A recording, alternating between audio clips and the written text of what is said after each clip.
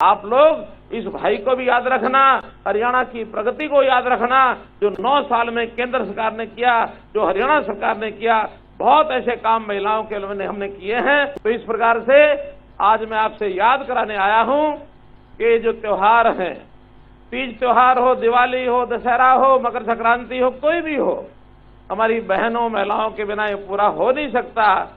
और एक निवेदन आपसे करते हुए कि जो आपको कैलेंडर मिलेगा, उस कैलेंडर में सब छुट्टियां, सरकारी छुट्टियां लिखी होती हैं।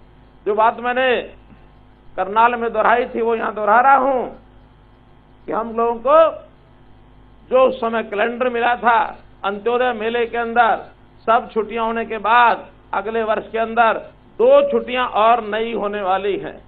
उनकी तिथि हमको पता नहीं, आज की डेट में उसका विषय लिखा हुआ नहीं है, लेकिन जो 2 छुट्टियां होंगी सरकार करेगी, केंद्र सरकार करेगी। उन 2 छुट्टियों के घोषित होते ही आप उस पर गोल लगा देना।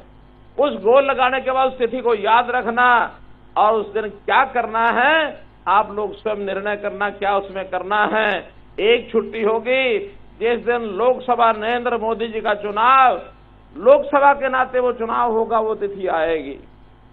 एक उसके बाद विधानसभा का चुनाव जिस दिन होगा हरियाणा का, एक छुट्टी वो आएगी, उसको गोल कर लेना।